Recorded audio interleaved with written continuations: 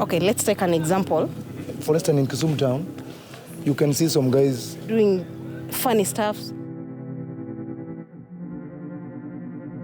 When you go there, you find that he or she is doing something that is contrary maybe to the society norms. I see like these mad people walking along the road. Walking naked. They're carrying dirty bags. Or maybe outrageous, that's beating people, slashing people. Then running on the streets, putting on sackcloths. Really looking sick, they look dirty. Or maybe just drinking too much, maybe he's undergoing a stress or something. So I can say that that person is sick in the head. Sometimes they get lost, but nobody cares. The only person who cares are the family members. He started disappearing. He started running during daytime and even at night. That is what I realized. I was depressed. I could not sleep at night. I was not able to concentrate in school because my mind was tired.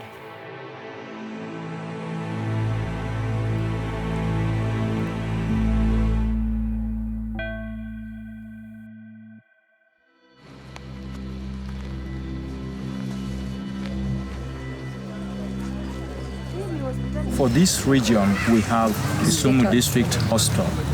That was the original name, but now it is Kisumu County Hospital. When you go there, there is Ward 8, where we have mental cases. That is a specific ward for mental illnesses. So when I was coming here, I was already prepared and I was ready to work. Our colleagues working in other departments have a feeling that those who are marking a mental unit or working mentally sick individuals are also mentally sick. Or they will come mentally sick one day, which is absolutely wrong. So few people understand what mental health is. Very few people understand. Mental health is ability to cope and adjust the daily living stresses of life. Yes, that is mental health. But the opposite now explains the mental illness. If one is not able to adjust and cope with the daily living stresses of life, then that person is maladjusted. I think we saw a lot of pupils already, but do you think it makes sense to come back one more time, or? Maybe, okay. In terms of mental health, we actually hear about madness quite a lot. You know, people say, we have this one guy, this one lady in our community who's mad. And usually what they mean by madness is, some kind of psychosis. So people actually make good observations about mental illness. People see that the behavior is different. They say, it's extraordinary. They say, they behave differently. Sometimes we do think they cannot put it in the right perspective. And, this is a good point for stigmatization to start, because if there is no knowledge, then this is the perfect environment for stigmatization to happen. But how do we know that somebody's brain is sick? As your brain makes you move, your movements can be hampered. I don't want them to know all the terms. I don't want them to know, the diagnoses. But I want them to know that whatever they see and observe is related to the brain, and they need to take care of the person who is mentally ill. Well, as Rick mentioned already, Obuongo Edhano. That's why I think it's very important to learn more about this organ in your body. And in my own word, the most common diagnosis is organic psychosis, followed by drug-induced psychosis. Well, they become aggressive and violent, that is definite. They become unmanageable.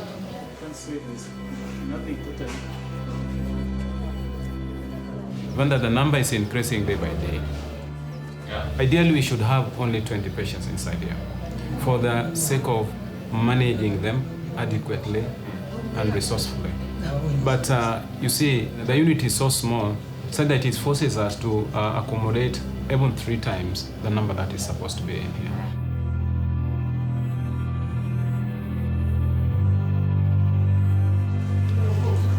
Wait, if it's not there.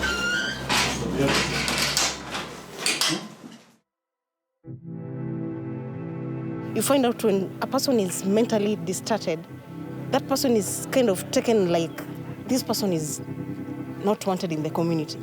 You find out that he or she is neglected. There are so many people who have this difficulty or who are mentally challenged, and people in the society don't think like they should be taken to a special unit to be treated. And instead, they just leave them aside. So I think it's a challenge in Kenya because they're just left. Mental illness is one area that's really stigmatized, discriminated, and I really wanted to come in and see why are people discriminated and kind of left aloof when they're mentally sick, unlike when somebody is physically sick, people tend to take care of them so much.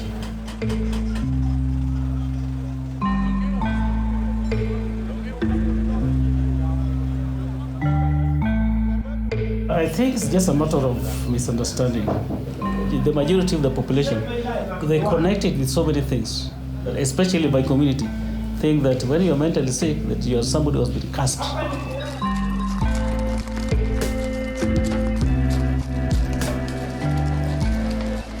So we started like planning all these activities like almost a year ago now, and when we did so, we found out that like stigmatization is a big issue in the Kenyan society, that there's not a lot of funding towards mental illness, and so that's why we decided to actually bring brain awareness here. As you know, the brain doesn't just sit on the edges of the skull.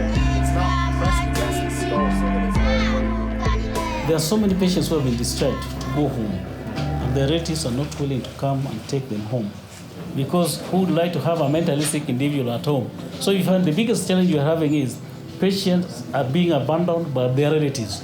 As much as the patient has done so well, the patient has been discharged home, is settled, nobody's coming to collect them. That's the biggest problem we have now. So it's just thinking of, let him just die. Okay. Yeah, so maybe no one is coming closer to him like a counselor or something. So you can just think of those bad things like, let me just commit. Okay. Yeah. You can either think of committing suicide or you can just decide to go to the street.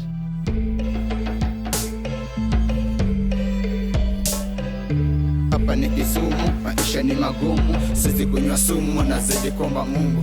Hapa ni Kisumu, maisha ni magumu, sisi kunywa sumu na zidi komba Mungu. My happiness is just the normal happiness. After getting up, I just sit until I feel I want to do some work. When he's taking drugs, he can bathe. He can do other things. He's not wild. Sometimes he talks to people badly, especially when some people cross the home. I'm worried because even me, I need people.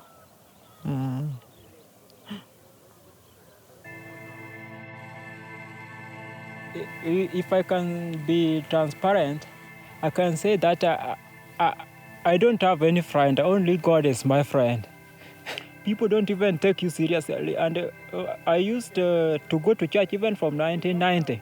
I have not seen improvement. I just see that when I go to church, when I come back, I'm just worse than when I had gone to church. I don't know what is happening.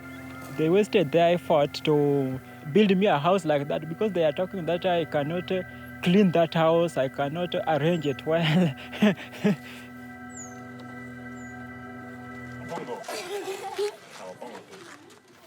I was dreaming of evil things. I could even see strange animals. It interfered with me a lot. I even went to the road. I lost my temper and I wanted to be knocked over by the vehicles.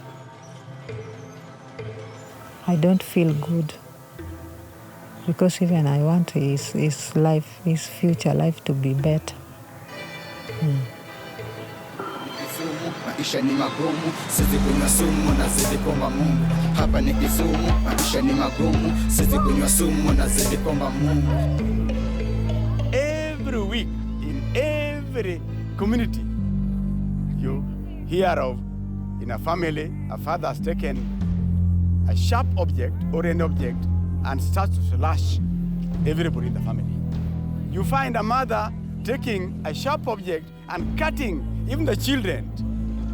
That is very, very common now in this community, which was never ever before.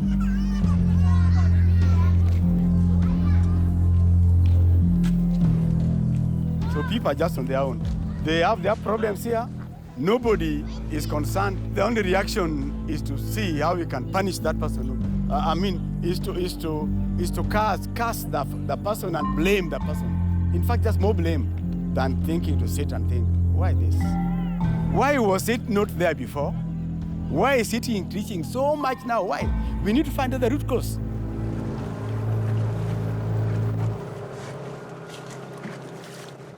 When a person gets mad, most of them do say maybe he was a caster. They may not know that it is a mental illness that can occur to anyone. In Africa, people believe so much in witchcraft. Where I come from, so many people practice this, and I do believe it works. So going mad, sometimes it can depend on the witchcraft things. Witchcraft is a person which are doing something which they normally use the bad spirit. Those people up here, they say they can make somebody mad.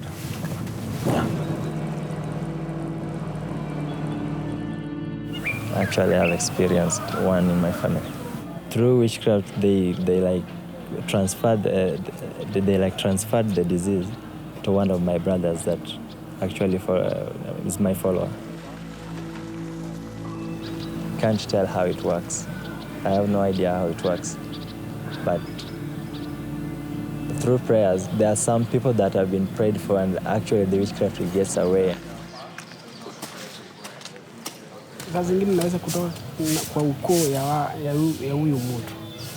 Anasema sometimes it comes from the blood.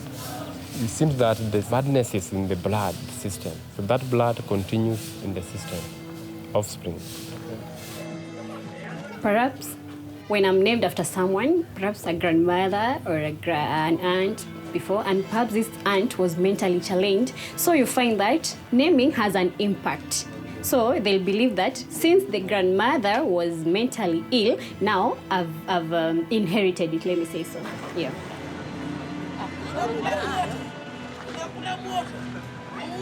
From what I've seen, I can actually say that witchcraft worked. But actually, I would like to explain it scientifically, because I believe so much in the scientific nature of things, but I can't really do that. My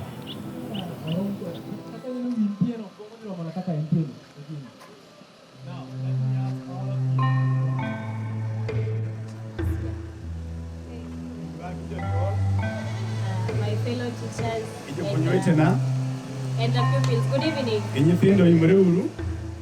I remember very well in the 1980s, this community had a project called Primary Health Care Project. And I remember we had all other components, but the last two that were mentioned and were given emphasis were mental health and dental care. Paradoxically, unfortunately, it appears we are less focused now on mental health. And I think that's the reason for an increasing number of brain-based, mental-based problems in this country. And I think the reason for it greatly, and everybody observes, there's no research about it, just a common man observation, is because of stress.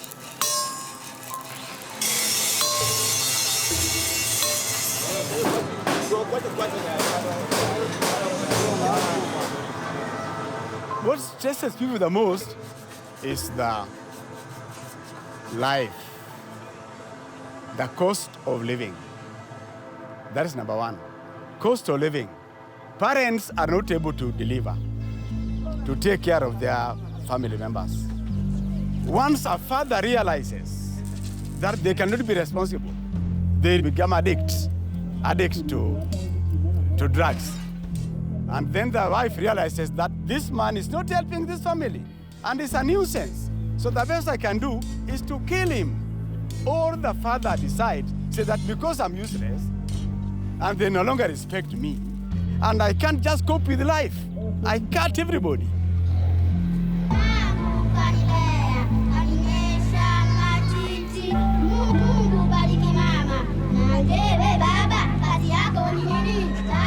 In Kenya, most of the time you'll realize that somebody who is mentally disturbed, most of the time you'll find that this is somebody who is engaged in cocaine, bang, too much bang and alcohol.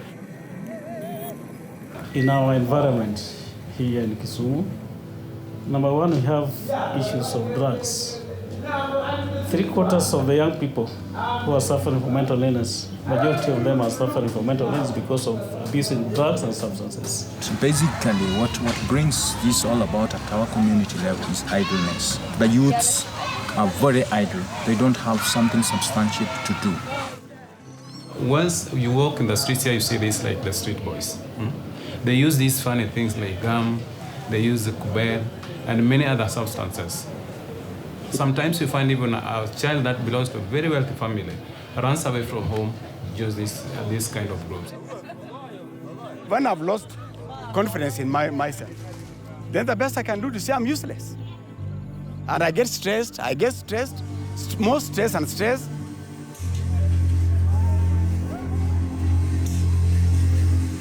We don't have a professional counseling system.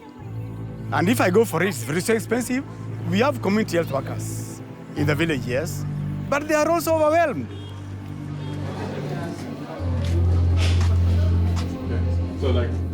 Currently, we have issues like HIV infection, which is one of the major causes of organic psychosis. It's a big issue because we have a bigger population that is suffering from HIV infection. At the end of the day, those problems that are associated, social problems that are associated with HIV, eventually render this individual to suffer from a mental illness. We also have the other mental illnesses like schizophrenias, like maybe mood disorders coming in. But majority find swinging in between organic psychosis and drug-induced psychosis. Life is just changing so fast that our lives is very much dependent on something external. Like we used to grow our own foods. We used to get our own medicine locally from the herbs. We used to get our solutions locally around us. But everything now is around money. And that money is getting more and more scarce. Money is more in the hands of the elites and the rich people who want to have more and more and more, to the extent that everybody else is left deprived. People cannot grow food because of climate change. People cannot get herbs because of environmental degradation. No more herbs. People are focused very much on the medical attention at the health facility than getting it around here. So we cannot solve our problems.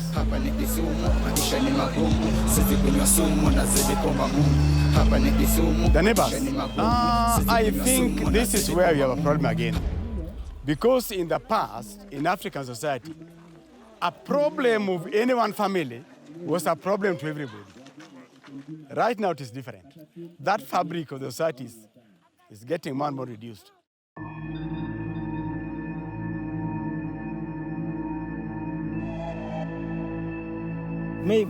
Maybe I was not close to God, maybe, and Satan wanted to take advantage. I was feeling that maybe Satan himself was coming with his spirits and trying to kill me. He was controlling my brain like a machine. I just love reading certain books. Okay, so this book. Maybe Satan was trying to use me as an object to hide his weakness. What I could remember when I was going to college, I left him with 8 months, and he was measles. He was attacked by measles. Maybe I can just tell you some things which were bothering me. I heard some things. Yeah, sure. One thing is that when I was young, somebody taken my snap, and after taking my snap, people told me that that person was a witch doctor, and maybe he was going to use my snaps to to injure me or to do some things which will make me, which will cut my life short. Maybe I could only live for 1 day, for 2 days. So that thing put pressure on my mind.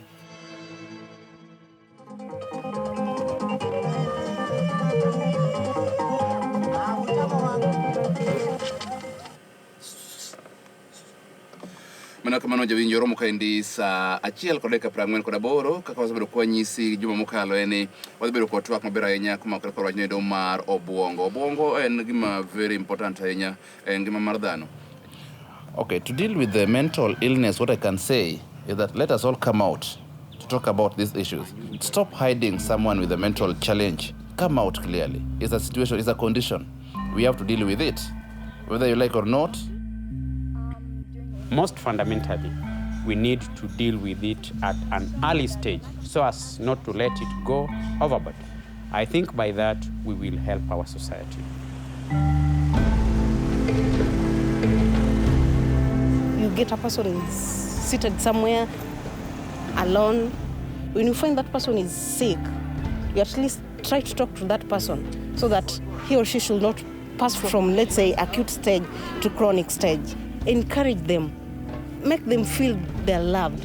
And then don't isolate them. You know, once somebody is isolated, that person feels neglected.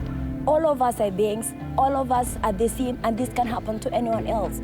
Okay, we can just have this mentality like we can't talk to them because it's just maybe someone has got that mental illness due to stress, due to that maybe loneliness and all that. Aishi sasa wanakaa na yeye tu kwa sababu hiyo ni familia yao. I think that these people need to be treated. These people need to be given an opportunity within the community, and more attention need to be given to these people.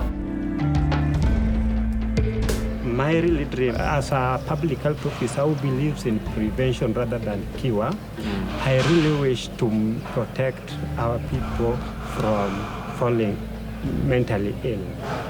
You see, the problem with our people on the ground, besides giving the awareness about the health, apart from giving them that knowledge, they must be also given the financial support. We shall not prevent it fully from occurring.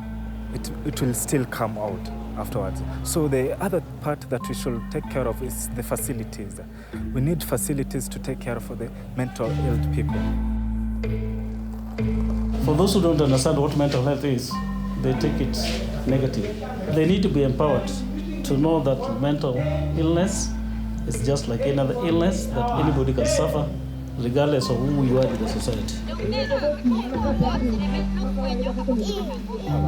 It's a matter of going to the society, to the community level, teaching them what good mental health is, teaching them how to adjust, teaching them how they can cope with daily living stresses, and also telling them more about some of the causes of mental illness which are not inbuilt, like genetic factors. So that, let's say, in a community where there are those who are vulnerable. Let's look at schools where the young boys, colleges, who tend to abuse drugs and substances, at the end of the day become mentally sick. So if you can start at that patient, at that primary level, so that they are taught on how to prevent some of these factors that cause mental illness, then people can be okay. Oh, yeah. You're learning very fast. Good. The takeaway message I can give them is mental illness is just like any other illness. Don't abandon people who are within your setups who are suffering from mental illness. Take them to health facilities where they can be assisted, diagnosed properly, and put on treatment and a follow-up. And then before they leave home, we also talk to the family members so that they can support them in one, comply to the drugs, two, making sure that they come for the clinics for follow-up, 3, support them so that they don't take them as just mental health. You see, it's a common problem that once admitted in a mental health unit, then you remain mentally sick until tomorrow. So those are some of the aspects that we visit with them.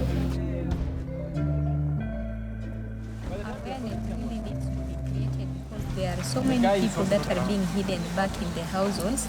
Then I think if another referral facility can also be created, because we only have one facility, that is Kisumu County Hospital, which is really congested. If we can be able to get more facilities where we can be referring these people, it can be really good.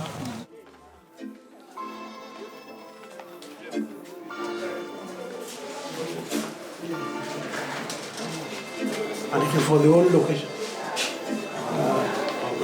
But it's right, as you pointed out, there's nothing about mental illness, which is there's nothing. Incredible, because a lot of people are struggling with mental illness. But there should be at least something on here, Okay. We as citizens, we have to stand up and say health is key to our living, particularly the mental health. Me, I know that I am a child of God, even if my mother don't want me, but God knows me. Even if my father has died, me, I cannot go and steal somebody's things because I know I have faith in God. In 10 years from now, I just see myself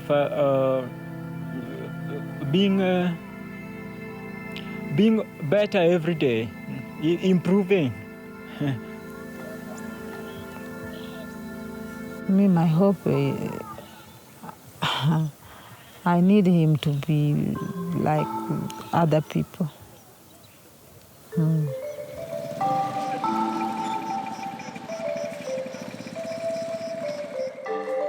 I think people should create awareness. We should educate them on how to treat people with mental illness. And as well, if you educate, I think brain awareness can do better. It can help them know that it's not their fault and it can also be managed. Let me say so, yeah. Brain awareness is about educating society about mental illness, because we strongly believe that only education helps us to start destigmatizing mental illness. It's like 1, raise awareness about the brain. 2, start destigmatizing mental illness. 3, make our efforts on the ground sustainable.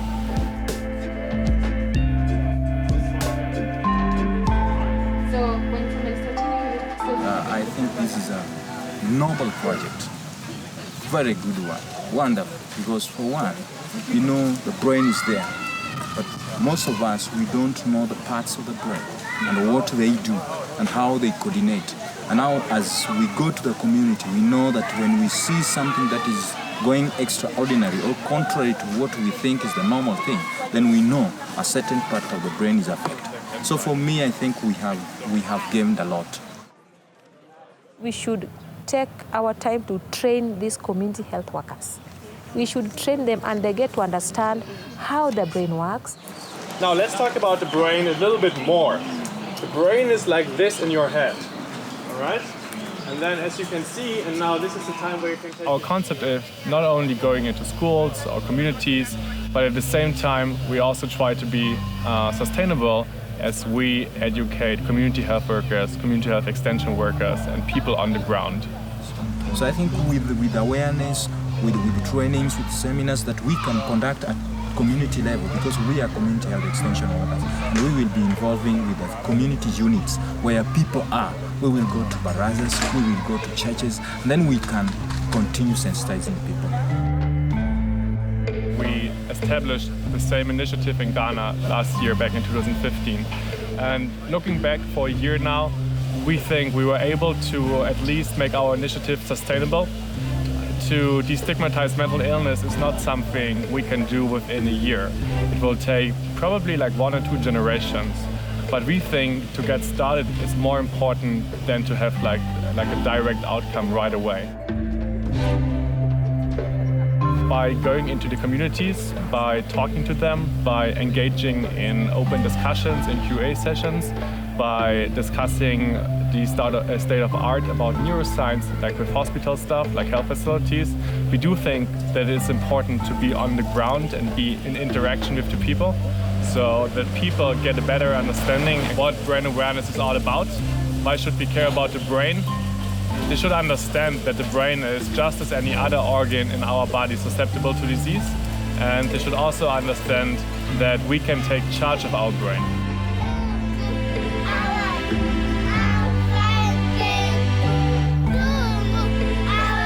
People have been coming up with quite a number of activities concerning the health issues, but there is nobody who has handled the brain. Explosives, and the railway spike went directly through his brain.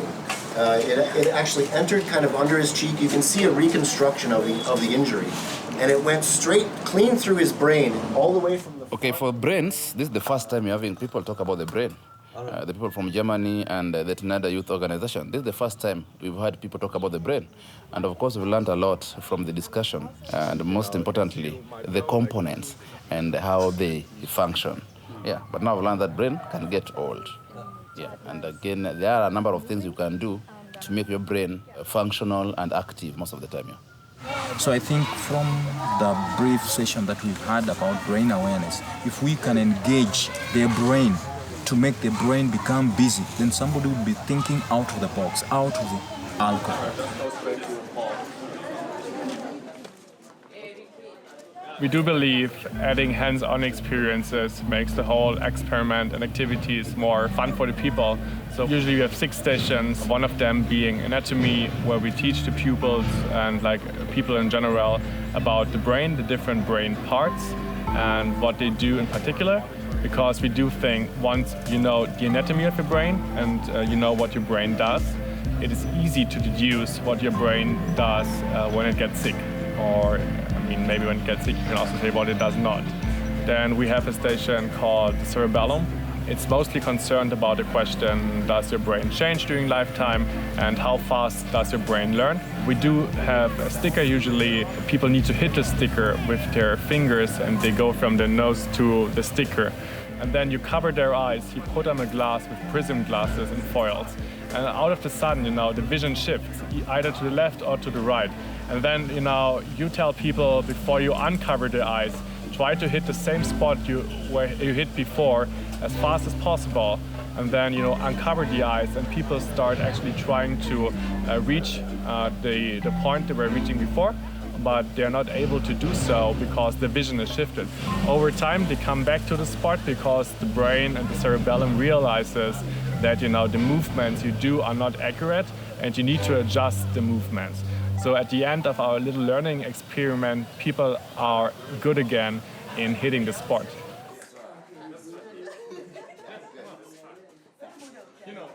We are now having the exposure.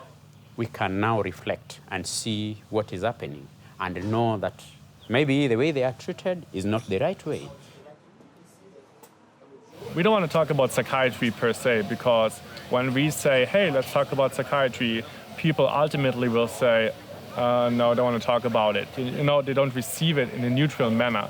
We do think it's better to talk about the brain as such, because if we put the brain in the focus, then curiosity and thirst for knowledge are the primary responses.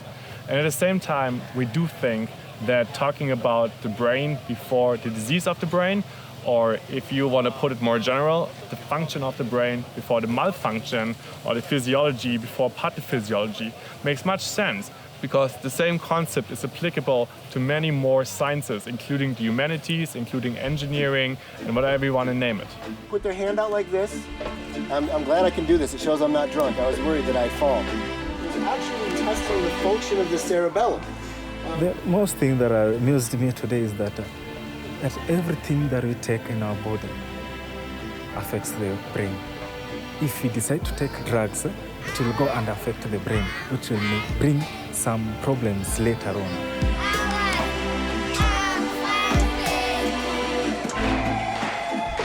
We used to believe that it was a normal situation, like if somebody becomes mad, is tied somewhere, not taken for medical attention, or treated locally using the herbs, or taken to be prayed for. But following what you made us to understand, we now know that if treated in time, if taken for medical care, things can change and we will have that healthy society.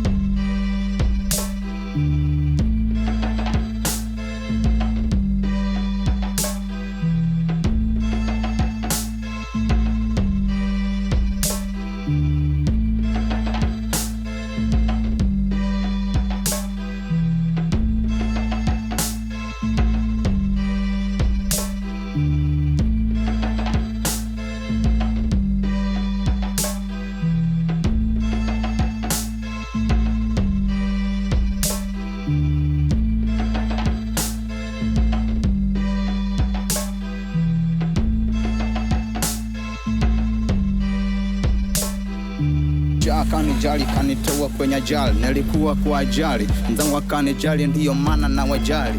Leo niko naye na kesho ameenda, sababu ya ukimwi. Vijana mujadhari, muache usharati, mufuate Bwana Yesu. Na leo nimefika kwa wale wenye rika, wadogo kwa wakubwa, kwa wale wenye rika. Mstari ninatupa na ngeli ninarusha. Hapa ni Kisumu, maisha ni magumu, sisi kunywa sumu na zidi komba Mungu. Yeah, au sio? Ha. Nice man, nice. Hapa ni Kisumu, maisha ni magumu, sisi kunywa sumu na zidi komba Mungu. Hapa ni Kisumu, maisha ni magumu, sisi kunywa sumu na zidi komba Mungu. Hapa ni Kisumu, maisha ni magumu, sisi kunywa sumu na zidi komba Mungu. Hapa ni Kisumu, maisha ni magumu, sisi kunywa sumu na zidi komba Mungu.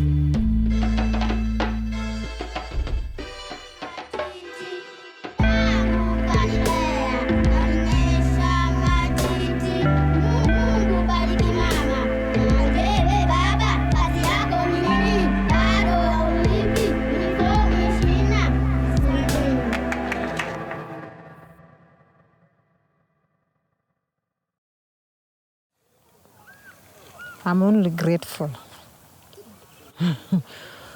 I don't have anything to add. You just pray for me. I also pray for Collins. Everything you do, if you take it positively, you will one day gain from it.